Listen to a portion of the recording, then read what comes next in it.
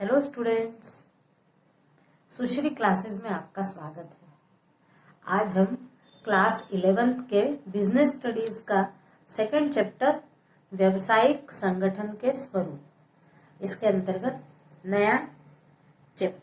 नया टॉपिक देखेंगे। आज हमारा टॉपिक है कंपनी। तो कंपनी क्या होती है? इससे पहले हमने कई और स्वरूप संगठन के पढ़े हैं, आपको मेरे पिछले वीडियोस में मिल जाएंगे। अब हम इस वीडियो में देखते हैं कंपनी क्या है, कंपनी का अर्थ देखते हैं। तो पहले ये देख लें कि कंपनी हमारे देश में कब से आई है। तो ये जो कंपनी है हमारे देश में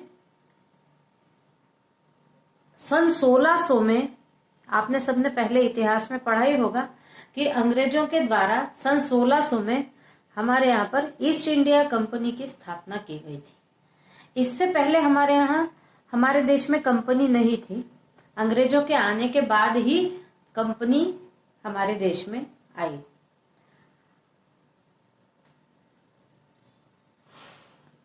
भारत में सर्वप्रथम 1844 सन में संयुक्त पूंजी कंपनी रजिस्ट्रेशन अधिनियम पारित किया गया, लेकिन अभी वर्तमान में हमारे भारत में कंपनी अधिनियम 1956 लागू है और इसके अनुसार समय समय पर जो संशोधन इस अधिनियम में हुए हैं उसके उपरांत कुल मिलाकर 658 धाराएं और 15 अनुसूचियां, ये हमारे देश का सबसे बड़ा अधिनियम कहलाता है, कंपनी अधिनियम। अब कंपनी का अर्थ, तो ये जो कंपनी शब्द है, कंपनीज शब्द जो है वो लैटिन भाषा का शब्द है और ये दो शब्दों से मिलकर बना है, कम और पेनिस, अर्थात साथ और रोटी, साथ साथ भोजन करना, उसका अर्थ है कंपनीज का अर्थ है साथ साथ भोजन करना। तो पहले लोग भोजन के साथ साथ व्यापारिक चर्चा किया करते थे, इसलिए कंपनी कहा जाता है। एक साथ भोजन करते हुए अपने व्यापार की चर्चा लोग किया करते थे, तब से ये कंपनी शब्द का प्रादुर्भाव हुआ है। अब हम इसकी एक सबसे सटीक परिभाषा यहां देखते हैं कि कंपनी क्या है।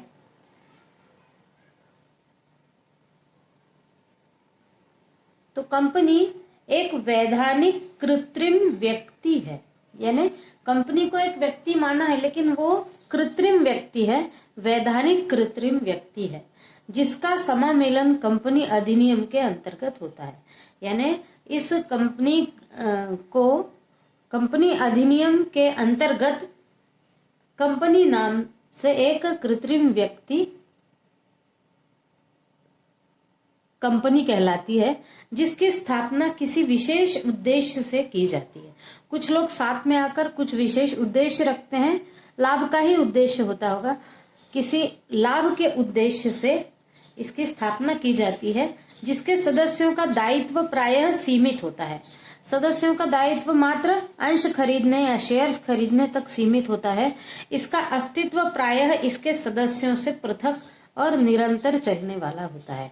कंपनी एक कृत्रिम व्यक्ति है, उसका अस्तित्व, ये जो उसके सदस्य व्यक्ति हैं उनके सदस्यता समाप्त होने के बाद भी कंपनी का अस्तित्व बना रहता है। ये एक निरंतर चलने वाला कंपनी का अस्तित्व है और इसके पास एक सार्व मुद्रा होती है, यानी एक कॉमन कंपनी की सील होती है, जिसके माध्यम से ये सारा व्यावसायिक कार्य करती है कंपनी। तो कंपनी का क्या अर्थ कहलाया कि कुछ लोग अपने किसी विशिष्ट उद्देश्य से जब शेयर्स खरीदकर एकत्रित होते हैं, तब एक वैधानिक कृत्रिम व्यक्ति यानी कंपनी का जन्म होता है, विधान के तहत जन्म होता है और सदस्य आते जाते भले ही रहते हों, लेकिन कंपनी जो है वो निरंतर चलने वाली होती है और इनकी एक सार्व मुद्रा भी होती है। अब हम यहाँ देखते हैं कि कंपनी की विशेषताएं या लक्षण, कैरेक्टरिस्टिक्स, फीचर्स और एसेंशियल्स ऑफ ए कंपनी। तो जिसमें पहला है विधान द्वारा निर्मित कृत्रिम व्यक्ति। कंपनी जो है वो विधान के द्वारा निर्मित एक कृत्रिम व्यक्ति होती है। कंपनी का जन्म और मृत्यु दोनों ही विधान के द्वारा होते हैं। जन्म भी होता है, कंपनी जब जन्म होता है उसका तब बनती है, और मृत्यु होती है तब समाप्त हो जाती है, और ये दोनों विधान के माध्यम से होता है। वह व्यक्तियों की भांति क्रय विक्रय अनुबंध समस्त कार्य अपनी सार्व मुद्रा की सहायता से करती है, इसलिए वह व्यक्ति न होकर कृत्रिम व्यक्ति है। सारा कार्य करती है व्यक्ति के समान, लेकिन एक सार्वजनिक मुद्रा होती है, यानी एक कॉमन सील होती है। जो सील लगती है तभी वह कंपनी की कोई भी गतिविधि मानी जाती है। तो विधान के द्वारा ही इसकी निर्मिति होती है, विधान के द्वारा ही इसकी समाप्ति होती है। फिर अगला है पृथक वैधानिक अस्तित्व। कंपनी का अपने सदस्यों से पृथक वैधानिक अस्तित्व होता है।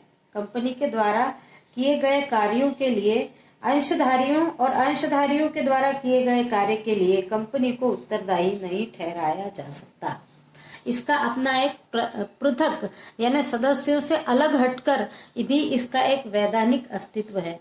यदि सदस्यों ने कोई कार्य किया है तो वो कंपनी के द्वारा किया गया ये न कहकर, और कंपनी के द्वारा किया गया कार्य सदस्यों के द्वारा किया गया है ये नहीं कहा जा सकता। कंपनी का कार्य कंपनी ही करेगी और वह उस सील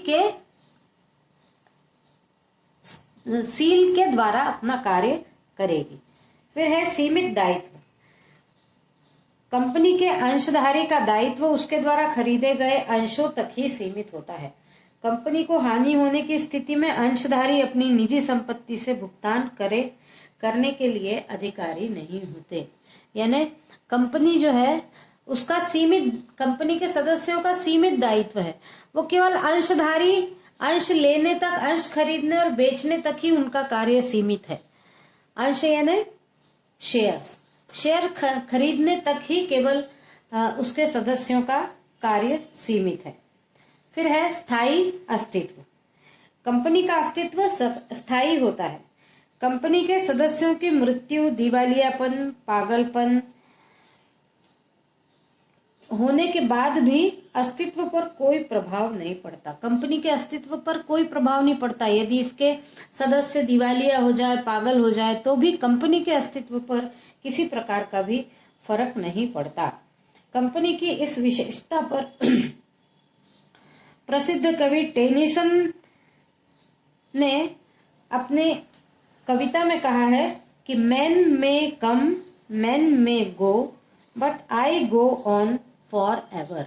यानी मनुष्य, कंपनी के जो सदस्य हैं वो सदस्य आते रहेंगे, जाते रहेंगे, लेकिन कंपनी जो है वो सदा बनी रहेगी। कंपनी को अमरत्व का गुण प्राप्त है। फिर है अगला सार्वमुद्रा। कंपनी एक कृत्रिम व्यक्ति होने के कारण वो हस्ताक्षर तो नहीं करेगी।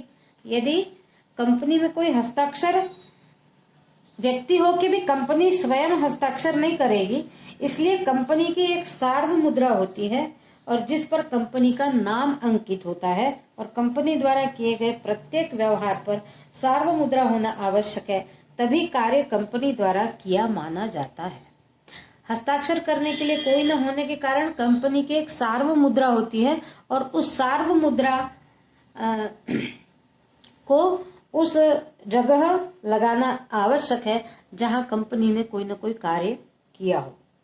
फिर है लाभ के लिए ऐच्छिक संघ। कंपनी के अंशधारी लाभ के लिए एकत्रित होते हैं। कंपनी अपने सदस्यों की भावना के अनुरूप सेवा करके लाभ अर्जन करती है। कंपनी द्वारा अर्जित लाभ का वितरण अंशधारियों में किया जाता है, जिसे लाभांश कहते हैं। क्योंकि लाभ के लिए ही व्यक्ति एक साथ आते हैं और कंपनी का निर्माण करते हैं, तो ये एक ऐसा ऐच्छिक संघ है जो लाभ के लिए एक साथ कार्य करता रहता है। फिर संपत्ति का स्वामित्व। कंपनी द्वारा क्रय की गई संपत्ति कंपनी के नाम पर ही होती है। ये संपत्ति का स्वामी कंपनी को ही माना जाता है। अंशधारी कंपनी की संपत्ति के स्वामी नहीं होते। यानी यदि शेयर्स में जो शेयर्स खरीदे हुए जो व्यक्ति हैं या कंपनी के जो सदस्य हैं, उनका कंपनी के संपत्ति पर किसी प्रकार का कोई भी स्वामित्व नहीं होता। जो भी संपत्ति क्रय की जाएगी कंपनी के नाम से, वो कंपनी की ही होगी, किसी भी अंशधारी की नहीं होगी। सार्वजनिक अंशों का हस्तांतरण। सार्वजनिक कंपनी के अंशधारी आवश्यकता होने पर अपने अंशों का हस्तांतरण अन्य किसी व्यक्ति को कर सकते हैं। निजी कंपनी के अंशों के हस्तांतरण पर प्रतिबंध है। यदि वो कंपनी सार्वजनिक कंपनी है तो वहां के सदस्यों का अपने अंशों का एक दूसरे को हस्तांतरण कर सकते हैं, लेकिन यदि प्राइवेट कंपनी है तो अंशों का हस्तांतरण नहीं किया जा सकता। फिर कंपनी एक नागरिक नहीं है, यानी कंपनी का निर्माण यदि सारे भारतीय लोगों ने भी किया हो तो भी कंपनी भारतीय नागरिक नहीं कहलाएगी। कंपनी है, उसको नागरिकता कभी नहीं मिलेगी।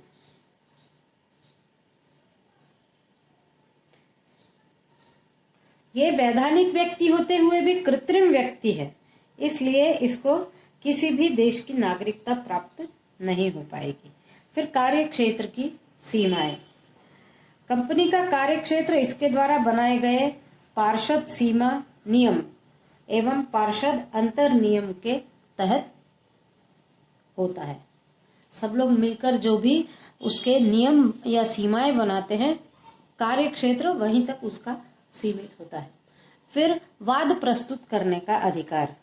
कंपनी अपने नाम से दूसरे पक्षों और तीसरे पक्ष पर भी कंपनी अपना वाद प्रस्तुत कर सकती है। फिर है कंपनी का समापन। जिस प्रकार कंपनी का जन्म विधान से होता है, उसी प्रकार उसका समापन भी विधान के द्वारा ही होता है। तो आज हमने इस वीडियो में देखा कि कंपनी क्या है, कंपनी का अर्थ क्या है, कंपनी की विशेषताएं या लक्षण क्या है। अभी तक यदि आपने सुश्री क्लासेस को सब्सक्राइब नहीं किया होगा तो जल्दी सब्सक्राइब कर लीजिए, लाइक करिए, शेयर करिए और कमेंट भी करिए। Thank you.